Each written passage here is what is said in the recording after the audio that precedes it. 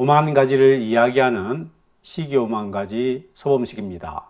먼저 이번 화마에 많은 것을 잃어버리신 분들에게 위로의 말씀을 드립니다.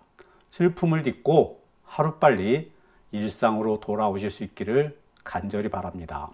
이러한 대재앙에 제가 할 수 있는 것은 바람이 멈추기만을 기도할 수밖에 없었습니다. 우리가 자주 하는 말 가운데 바람이라는 말이 있습니다. 바람은 크게 세 가지 뜻을 가지고 있습니다.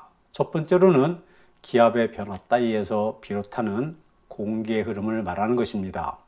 두 번째로는 어떠한 일이 이루어지길 바라는 마음을 말하는 것입니다. 나의 바람은 청송과 안동 지역 등 산불 피해 지역에 불고 있는 바람이 멈추는 것이다. 이렇게 표현을 하시는 분들이 있지만 이는 잘못된 표현입니다. 바람이 아니라 바람이라고 쓰셔야 바른 표현이 되는 것입니다. 그리고 세 번째로 쓰이는 바람은 실이나 새끼 등의 길이를 재는 단위입니다. 한 바람은 한 발쯤 되는 길이를 말하는 것입니다. 그러면 여기에서 한 발은 어느 정도의 길이일까요? 한 발은 두 팔을 양옆으로 펴서 벌렸을 때 한쪽 손끝에서 다른 쪽 손끝까지의 길이를 말하는 것입니다. 그럼 바람나다는 무슨 뜻을 가지고 있을까요? 바람나다는 한 이성에게만 만족하지 아니하고 몰래 다른 여성과 연인 관계로 지낸다는 뜻도 가지고 있지만 어떤 일에 재미를 붙여서 열중하다라는 뜻도 함께 가지고 있습니다. 오늘 함께 알아볼 내용은 처음에 이야기했던 이성과의 관계와 관련 있는 한자말들에 관해서 말씀을 드리도록 하겠습니다. 바람이 나다를 한자말로는 야합 또는 외도라고 말을 합니다. 우리말 가운데에는 한자말이 많이 있습니다. 한자말 가운데에는 유교와 관련된 말들이 있고 또 불교와 관련된 말들이 있습니다. 야합이라는 말은 유교와 관련된 말이고 우리가 잘 알고 있는 공자와도 관련이 있습니다. 사마천의 사기에는 흐려 안시녀요 야합이생 공자라 라는 기록이 있습니다.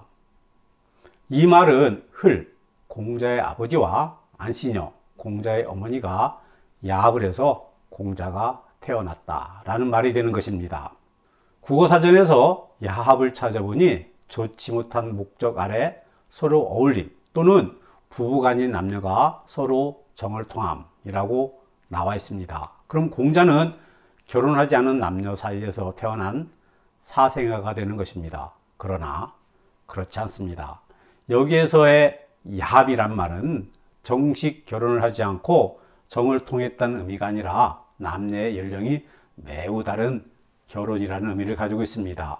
공자의 아버지 승량흘과 어머니 안징제는 결혼할 당시 각각 64세와 16세였습니다. 그래서 정식 예식을 치르기에는 예의에 합당하지 않다고 보았을 것입니다.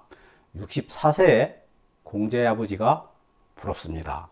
공자의 이름은 구이고 집안에서 부르는 이름인 자는 중리입니다. 자가 중리인 것으로 미루어 보아 공자는 한 명의 형이 있었을 것이라고 추측을 해볼 수가 있습니다. 왜냐하면 버금중자는 둘째라는 의미를 가지고 있기 때문입니다.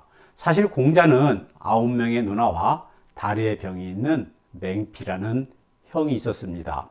여기에서도 만맹자는 장남이라는 의미를 가지고 있습니다. 그리고 또 외도, 외입이라는 말도 있습니다. 이 말은 불교에서 나온 말들입니다. 불도 외에 다른 도는 모두 바깥에 있는 도, 즉 외도라고 했습니다. 불교도들은 스스로를 내도라고 하였고 이에 반대되는 개념으로 다른 도를 외도라고 한 것입니다. 그래서 외입이라고 하는 것은 불교가 아닌 다른 종교를 믿는 것을 말하는 것입니다. 처음에 외도와 외입은 바르지 아니한 길이나 노릇 또는 그러한 길로 들어가다 라는 의미로 많이 사용이 되었습니다. 그러다가 시간이 지나면서 점차 자신의 배우자가 아닌 다른 이성과 정을 통하는 일이라는 의미로 더 많이 쓰이게 된 것입니다. 웨이브를 오입으로 바꾸어서 그 뜻을 분명하게 만들었습니다. 야합과 외도, 알고 보면 나쁜 뜻만을 가지고 있었던 것은 아닙니다. 오늘도 끝까지 시청해 주셔서 감사합니다.